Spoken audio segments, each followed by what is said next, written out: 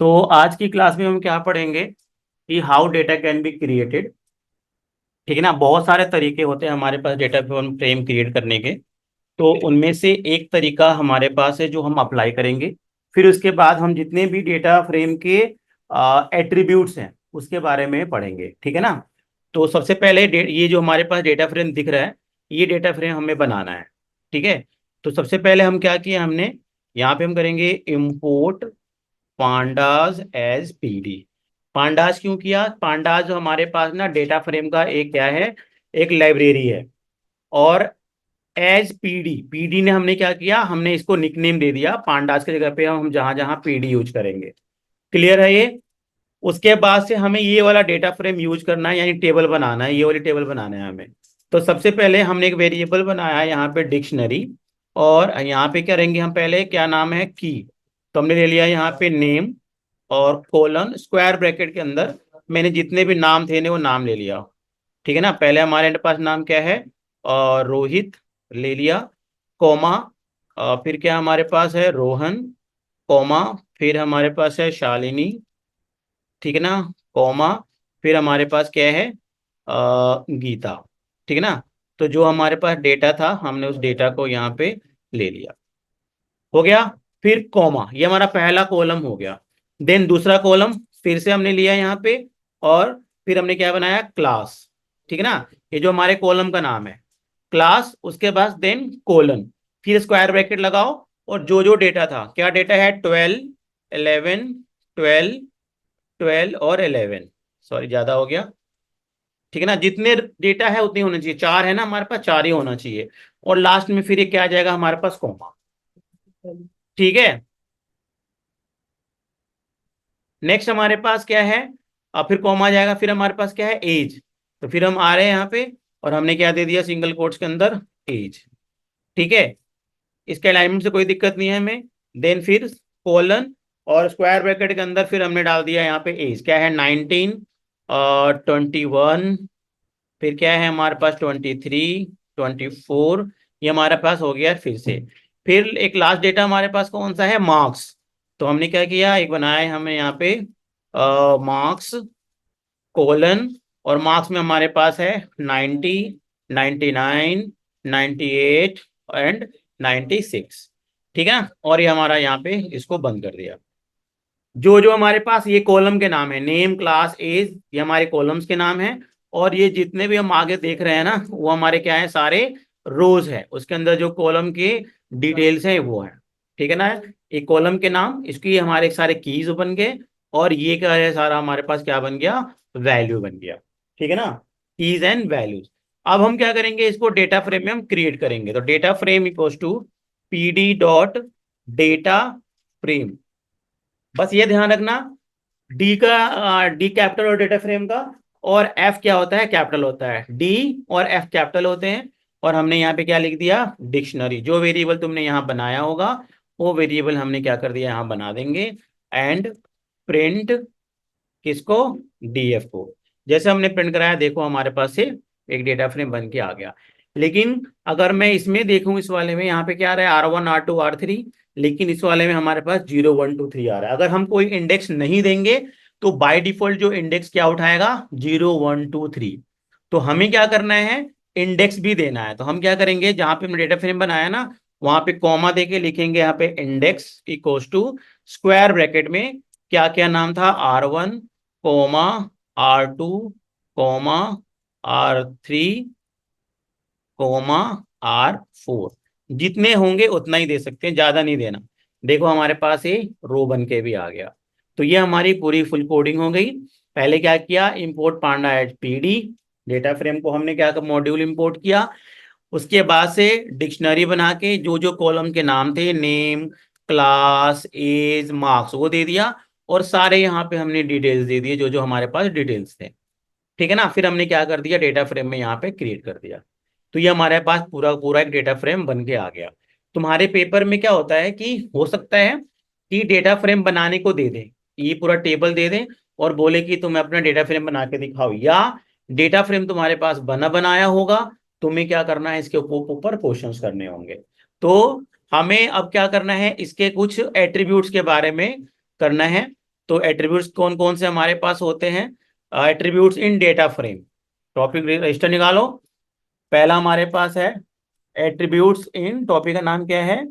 Attributes इन data frame. Data frame. पहला हमारे पास है index. Hmm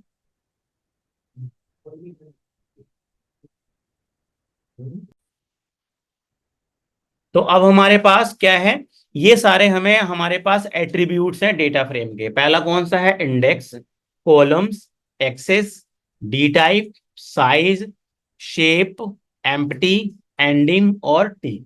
these are the attributes of data frame. अब इनका हम प्रैक्टिकल करके देखते हैं कि कौन कौन से हैं और कैसे हम इसको यूज करते हैं। ठीक है ना? तो पहला हमारे पास है कौन सा? First one is index. तो इंडेक्स का काम क्या होता है? अगर मैंने यहाँ पे किया कि प्रिंट डीएफ डॉट इंडेक्स, अगर मैं इसको यहाँ पे रन करा रहा हूँ ना, तो ये क्या करेगा? इंडेक्स का नाम क्या है हमारे पास? R1 R2 R3 R4। देखो इंडेक्स ये क्या कर देगा? पूरा का पूरा इंडेक्स प्रिंट करवा देगा। मतलब ये जितने भी हमारे पास जो इंडेक्स है ना इसके, वो इंडेक्स सारे प्रिंट होके आ जाएंगे। और इंडेक्स हमारे पास है कौन कौन से? R1 R2 R3। ठीक है ना? तो जब इसको हम प्रिंट करवाएंगे तो R1 R2 R3 ये तुम्हारे पास एज इट इज ये सारे इंडेक्स प्रिंट होके आ जाएंगे। ये देखो सारे तुम्हारे इंडेक्स हैं। क्लियर है? तो इंडेक्स से नाम से पता चल रहा है कि जितने भी हमारे पास इंडेक्स हैं वो सारे के सारे इंडेक्स प्रिंट होके आ जाएंगे। ठीक है ना? जो नेक्स्ट है वो हमारे पास है कौन सा? कॉलम्स। तो हम लिखेंगे यहाँ पे प्रिंट डीएफ डॉट कॉलम्स। ठीक है ना? अब किसमें क्या होगा? जितने कॉलम्स हैं, कॉलम्स के नाम हमारे पास कौन कौन से हैं? कॉलम्स हमारे पास हैं ये नेम, ठीक है ना, क्लास, एज और मार्क्स। देखो यहाँ सारे इकट्ठे सारे प्रिंट होके आ गए। अच्छा यहाँ पे भी इंडेक्स ही लिखा आ रहा है क्योंकि जो सिस्टम होता है ना इसको भी इंडेक्स मानता है और इसको भी इंडेक्स मानता है। इसको मानता है हमारे पास एक्स एक्सिस और इसको क्या मानता है? ये हमारा हो गया एक्स इक्वल टू 0 और ये हो गया वाई इक्वल टू 1। एक्सिस 0 का मतलब होता है रो, एक्सिस 1 का मतलब होता है कॉलम। तो अगर हमें कॉलम प्रिंट करवाना है तो हम क्या लिखेंगे? कॉलम्स। ठीक है ना? नहीं तो एक्सेस के लिए तो हमारे पास इंडेक्स ही काफी है। क्लियर हुआ ये वाला? कि हमारे पास अगर इंडेक्स में सारे इंडेक्स प्रिंट होके आ जाएंगे और कॉलम्स में सारे कॉलम प्रिंट होके आ जाएंगे। क्लियर है? अच्छा नेक्स्ट हमारे पास है एक्सेस। इसमें क्या होगा? अगर हम करते हैं print DF dot A x E S, इसमें रोज एंड कॉलम दोनों प्रिंट होके आ जाएंगे। एक्सेस का मतलब क्या हो गया? रोज एंड कॉलम्स दोनों। ठीक है? रोज एंड कॉलम्स मतलब क्या हुआ कि देखो पहला ही हमारा रो प्रिंट होके आ गया इंक्लूडिंग डी टाइप, और फिर से दूसरा हमारे पास columns name, class, age, marks, ये सारे तो दोनों ही साथ हमारे पास प्रिंट होके आ जाएंगे। इसको क्या बोलते हैं हम? एक्सेस। नेम, कॉलम्स, एक्सेस और कौन सा हमारे पास है? इंडेक्स। ये सारे के सारे हमारे पास प्रिंट होके आ गए।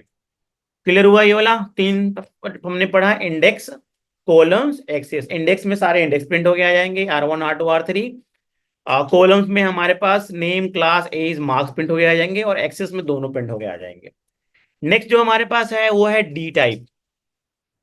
डी टाइप में क्या होता है? अगर मैंने करा यहाँ पे print DF dot D types, देखना है इसका आंसर। डी टाइप हमारे पास इंट इंट इंट सब में आ जाएगा। ठीक है ना? मतलब जो हमारे पास जो डी टाइप्स होते हैं ना वो कितने टाइप्स को होते हैं पहले मैं तुम्हें वो बता दूं। डी टाइप मतलब, डी टाइप्स का मतलब होता है डेटा टाइप्स। डेटा टाइप्स जैसे पहले हमारे पास होता है इंट 64, दूसरा हमारे पास होता है फ्लोट 64 और तीसरा हमारे पास होता है ऑब्जेक्ट। इंट 64 में हमारे पास खाली 32 आ सकता है, 64 आ सकता है, 65 आ सकता है without decimal value. But float में 64 में क्या आ सकता है? 32.5, 65.61, या फिर ऑब्जेक्ट में क्या आ जाएगा तुम्हारा? ABCD ऐसे। मतलब इंट में खाली इंटीजर, फ्लोट में अगर एक भी फ्लोट होगा तो फ्लोट कहलाएगा, और ऑब्जेक्ट में एक भी अगर हमारे पास ऑब्जेक्ट आ गया, मतलब एक भी अल्फाबेट आ गया, स्पेशल सिंबल्स आ गए, तो क्या कहलाएगा? ऑब्जेक्ट कहला जाएगा। क्लियर हुआ? तो देखो ये क्या करता है, हर कॉलम का अलग अलग निकालता है। तुम देखोगे ना पहले वाला जो नाम होगा ना, ये नाम है, ठीक है ना। नाम वाले का जो कॉलम क्या है हमारे पास, नेम का, देखो रोहित ये, तो इनका क्या आया है, ऑब्जेक्ट, क्योंकि नेम के लिए ऑब्जेक्ट आता है। बाकी सब में तुम्हारा इंटीजर है, देख रहे हो, 12 इतना। अच्छा, अगर मैं मार्क्स में, ये तुम्हारा मार्क्स है ना, किसी एक मार्क्स में मैं डाल देता हूँ 91.9, अब देखना इसका ऑब्जेक्ट आ जाएगा तुम्हारा फ्लोट, आ गया ना फ्लोट। क्योंकि एक भी हमारे पास अगर वैल्यू नॉर्मल आ जाए तो हमारे पास क्या कहला जाता है, वो ऑब्जेक्ट कहला जाता है, अगर डेसिमल वैल्यू आ जाए तो, नहीं तो same as it is index या फिर ऑब्जेक्ट बताएगा। ठीक है, तो इंडेक्स हो गया, कॉलम हो गया, एक्सिस हो गया, डी टाइप। उसके बाद हमारे पास था शेप, शेप भी पढ़ लेते जल्दी से। डीएफ डॉट शेप, शेप में क्या होता है कि total number of rose and columns कितने आ रहा है, 4/4। क्यों, देखो जरा, इसमें total number of rose and columns कैसे आएंगे, अगर हम इसको करते हैं यहाँ पे, ये देखो कितने रो है, 1 2 3 4, कॉलम कितना है, 1 2 3 4, तो 4/4 विद कॉमा, इसको बोलते हैं, ये टपल के फॉर्मेट में आंसर देता है, 4/4। अगर 3 रो होता, यानी R1 R2 R3 होता ना, तो आंसर होता 3/4। अगर 2 कॉलम्स होते हैं, ये दोनों कॉलम अगर नहीं होता, तो आता 3/2। मतलब जो पहला जो होता है वो रो होता है, जो दूसरा होता है वो क्या होता है, कॉलम होता है। तो शेप का मतलब होगा कि how many rows and columns we have, तो जितने भी रोज एंड कॉलम्स हैं वो हमारे यहाँ पे वैल्यू प्रिंट करके शो हो जाएगा। ठीक है ना। शेप का मतलब क्या होता है, total number of rose and total number of columns. जो नेक्स्ट है उसको अगर हम करते हैं print DF dot size, size का मतलब क्या हो गया, टोटल नंबर ऑफ एलिमेंट्स कितना आया यहाँ पे, 16। कैसे आया 16, देखो, अगर हम टोटल नंबर ऑफ एलिमेंट्स देखते हैं इसके अंदर, जैसे कि ये टोटल नंबर ऑफ एलिमेंट्स कितना है हमारे पास, 1 2 3 4 5 6 7 8 9 10 11 12 13 14 15 16, इसमें ये वाले काउंट नहीं होते, ना ही ये वाले काउंट नहीं होते, मतलब उसके अंदर वैल्यूज कितना है, टोटल टोटल एलिमेंट्स कितने हैं, तो जो जितने नंबर ऑफ एलिमेंट्स होंगे ना, वो तुम्हारे पास यहाँ प्रिंट होके आ जाएगा। ठीक है ना। तो वी हैव 16 एलिमेंट्स, या कह सकते हो साइज कितना है इसके अंदर, how many elements in the in this data frame. तो इन दिस डेटा फ्रेम के अंदर हमारे पास टोटल कितने हैं, 16 एलिमेंट्स है, तो क्या प्रिंट कर देगा, साइज। ठीक है ना। शेप और साइज में डिफरेंस आता है पेपर में भी। तो शेप का मतलब होता है how many rows and columns, और साइज का मतलब होता है total number of elements present in a data frame. ठीक है ना। नेक्स्ट वन इज कौन सा है, एम्प्टी। हमने करा डीएफ डॉट एम्प्टी। देखो ये एम्प्टी, यहाँ पे तो कोई होगा नहीं, आंसर फॉल्स दिखाएगा। एम आंसर क्या दिखाया इसने, फॉल्स। एम्प्टी का मतलब हो गया कि अगर कहीं तुम्हारे डेटा फ्रेम में कहीं पे नन वैल्यूज होता, तो वो तुम्हें एम्प्टी नन ट्रू दिखाता। लेकिन अभी हमारे पास कहीं पे नहीं है, तो क्या दिखा रहा है यहाँ पे, फॉल्स। अब मैं कहीं पे एक बार नन वैल्यू कर देता हूँ, जैसे ये 98 है ना, मैंने नन कर दिया। ठीक है ना, अब देखो, अच्छा पूरा कॉलम ही, पूरा कॉलम ही हटाना पड़ेगा, हमें नन करना पड़ेगा। ठीक है ना, पूरी हमारी वैल्यू ही नन करनी पड़ेगी, तब जाके नन दिखाएगा ये। ठीक है ना, लेकिन नन नन दिखाए में तो फिर हमें एरर आ जाएगा, हमें पहले वो करके फिर एरर दिखाना पड़ेगा ये। मतलब ये समझ लो कि अगर हमारे पास कोई वैल्यू इसके अंदर अगर नहीं होता, तो उसको मैं नन दिखाएगा, अदरवाइज क्या दिखाएगा ये, फॉल्स दिखाएगा। ठीक है। उसके बाद नेक्स्ट कौन सा था, उसके बाद ट्रांसपोज टी। तो हमने किया यहाँ पे print DF dot T. T का क्या मतलब होता है, टी फॉर ट्रांसपोज, और ट्रांसपोज का मतलब होता है कि जो तुम्हारा टेबल है ना, वो जो तुम्हारे कॉलम्स हैं वो अब रो बन जाएंगे, यानी आ जाएगा तुम्हारे पास नेम, क्लास, एज और मार्क्स, और जो तुम्हारे रो हैं वो तुम्हारा कॉलम बन जाएगा, R1 R2 R3 R4, और इसके हिसाब से ये चलेगा। ट्रांसपोज का मतलब होता है कि कॉलम कन्वर्टेड इनटू रो, और रो कन्वर्टेड इनटू टेबल्स। देखो जरा, आंसर देखना, देख रहे हो, नेम, क्लास, एज, मार्क्स, और R1 R2 R3, देख रहे हो। अब R1 R2 तो तुम्हारे रो थे ना, वो क्या बन गए, कॉलम्स बन गए, और डेटा तुम्हारा जो रो था वो ऐसे आ गया, वर्टिकल आ गया, पहले हॉरिजॉन्टल था, और वर्टिकल आ गया, यानी क्लास भी तुम्हारा ऐसे आ गया, ठीक है ना, एज भी तुम्हारा ऐसे आ गया, और मार्क्स भी तुम्हारा ऐसे आ गया। मतलब कि जो कुछ भी हमने वैल्यूज रोज में दिया था, अब वो कॉलम बन गए, और जो कॉलम दिया था वो रोज बन गए। तो ये हमारे सारे क्या हो गए, एट्रीब्यूट्स। कोई रह रहा है इसमें से, कोई एट्रीब्यूट्स? एंडिंग। एंडिंग, एंडिंग का मतलब होता है नंबर ऑफ डायमेंशन। अगर मैं यहाँ पे करता हूं डीएफ डॉट एंडिम, डीएफ डॉट एंडिम, एंडिम का मतलब हो गया number of dimension. Number of dimension का मतलब देखो, तुम्हें पता है कि जो सीरीज है वो हमारा वन डायमेंशन ही होता है, और जो हमारा डेटा फ्रेम है वो टू डायमेंशन होता है ना। तो जब भी तुम इसको प्रिंट कराओगे ना, हमेशा आंसर क्या आएगा, टू। क्यों टू आएगा? क्योंकि डेटा फ्रेम टू डायमेंशन का होता ही होता है। अब मैं इसको रन कराऊंगा ना, आंसर क्या आ जाएगा, यहाँ पे टू आ जाएगा, देखो, आंसर इज टू। ये हमारा क्या हो गया, एंडिंग नंबर ऑफ डायमेंशन। हो गया सारे एट्रीब्यूट्स।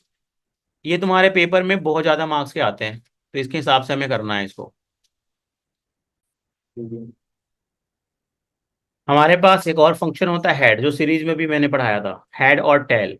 अगर मैंने लिखा यहाँ पे हेड टू, टू का मतलब हो गया डी डॉट हेड के अंदर कि हमारे पास जितने भी ये रोज हैं, हमारे पास अभी फिलहाल चार रोज हैं, तो इनमें से स्टार्टिंग के तुम्हें दो रोज प्रिंट करवाने हैं। तो स्टार्टिंग के दो रोज तुम्हें प्रिंट करवाने हैं ना, तो मैं क्या लिखूंगा यहाँ पे, डी एफ डॉट क्या, हेड और टू, ठीक है ना। तो यहाँ पे दो रोज तुम्हारे प्रिंट होके आ जाएंगे, देख रहे हो, ये दो रोज प्रिंट होके आ जाएंगे, ठीक है। नहीं, डिफॉल्ट फाइव होता है। अगर मैं डिफॉल्ट कुछ नहीं दूंगा ना यहाँ पे, तो अभी फिलहाल हमारे पास पांच है, चार है, तो चारों प्रिंट होके आ जाएंगे, क्योंकि अब पांच चार ही रोज इसके अंदर है, तो चारों रोज प्रिंट होके आ जाएंगे सर। हाँ जी।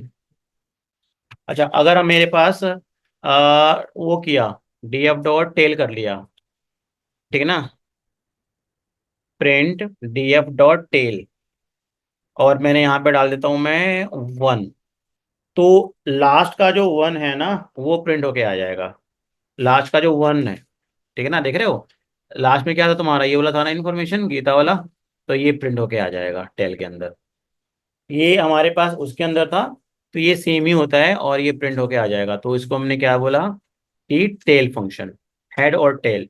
ये सीरीज में भी होता है, अगर हम कुछ भी नहीं देंगे ना बाय डिफॉल्ट, तो ये बाय डिफॉल्ट क्या प्रिंट करेगा, फाइव प्रिंट करेगा, यानी पूरा का पूरा ये भी प्रिंट करके दिखा देगा, तुम्हारा पूरा डेटा फ्रेम प्रिंट करके दिखा देगा, क्योंकि ये बाय डिफॉल्ट पांच प्रिंट करवाता है, लेकिन हमारे पास है कितना, चार है ही, तो इसलिए हमें शो हो रहा है चार ही रोज प्रिंट होके आ रहे हैं। तो ये हमारे सारे क्या हो गए, एट्रीब्यूट्स, ठीक है, जो कि हमारे पास काफी ज्यादा इंपॉर्टेंट है, एट्रीब्यूट्स प्रिंट करके ले आना। ओके।